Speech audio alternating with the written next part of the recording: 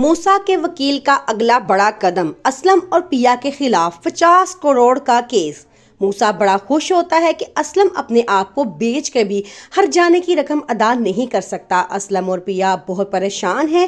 پیا اپنے آپ کو کمرے میں بند کر دیتی ہے اور کھانا پینا بھی چھوڑ دیتی ہے۔ آلیار کو جب سے اپنے باپ کی حقیقت کا پتہ چلا ہے وہ بہت دکھی ہے۔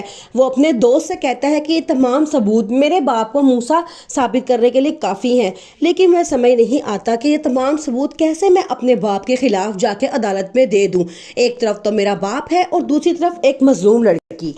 اس کا دوست اسے سمجھاتے ہوئے کہتا ہے کہ زندگی کی کتاب ہم اپنے ہاتھ سے لکھتے ہیں، ماضی میں کسی کے ساتھ کی ہوئی زیادتی کا بدلہ ہمیں مستقبل میں ضرور ملتا ہے۔ وہ اسے کہتا ہے کہ تمہیں جو بھی ہو اس لڑکی کا ساتھ دینا چاہیے۔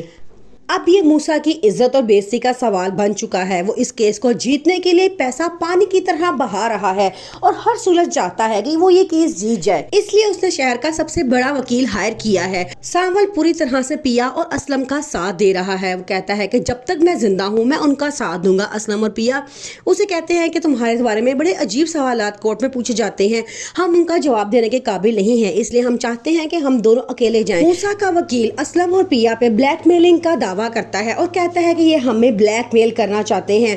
اسلم بڑا پریشان ہے۔ اس کی بیوی اسے کہتی ہے کہ میں نے آپ لوگوں کو پہلے ہی منع کیا تھا کہ بڑے لوگوں سے مت الجھیں، یہ کسی انسان کو کہیں کا نہیں چھوڑتے، لیکن پیا انہیں پورا یقین دلاتی ہے اور کہتی ہے کہ نہیں بابا، ہمیں مشکلات سے لڑ کے اپنے لیے فیصلہ کروانا ہے، کیونکہ ہم اس طرح کی زندگی نہیں گزار سکتے، ہمیں انصاف چاہیے اس ظلم کا جو 25 سال پہلے آج سے ہوا تھا۔ آلیار چپ کر کے اپنے منہ پہ ماسک چڑھا کے کمرہ عدالت میں آ کے بیٹھ جاتا ہے اور ساری کارروائی سنتا ہے۔ وہ کہتا ہے کہ میں حیران ہوں کہ ایک اتنی کمزور سی لڑکی کس طرح میرے باپ کے سامنے آ کے کھڑی ہو چکی ہے، ضرور کوئی نہ کوئی بڑی بات ہے یا اس کے پاس کوئی بہت بڑے ثبوت ہیں جو اتنا بڑا قدم اٹھا چکی ہے۔ وہ اپنی ماما سے بھی اس بات کا اظہار کرتا ہے کہ ماما مجھے تو لگتا ہے کہ وہ لڑکی بالکل ٹھیک ہے اور میں چاہتا ہوں جو سچا ہے اسی کی جیت ہو۔ اس کی ماما کہتی ہیں کہ تم پرائی لڑکی کی خاطر اپنے باپ پہ شک کر رہے ہو جیسے تمہیں پال۔ موسیٰ کے وکیل نے کیا ہے ایک اور اعلان، اب وہ اسلم اور پیا کے اوپر بلیک میلنگ کا کیس کرنے والا ہے۔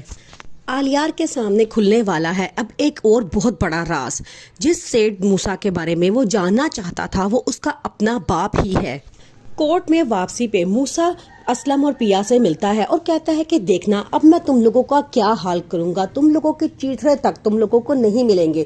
اب اس موقع پہ سانول روبرو کھڑے ہو کے موسیٰ کو دھمکی دیتا ہے اور کہتا ہے کہ ایک بات ہمیشہ یاد رکھنا کہ اگر اس لڑکی کو کچھ ہوا تو تیرا سکھایا ہوا ہر سبق میں بھول جاؤں گا اور اپنی ہر حد میں بھول جاؤں گا۔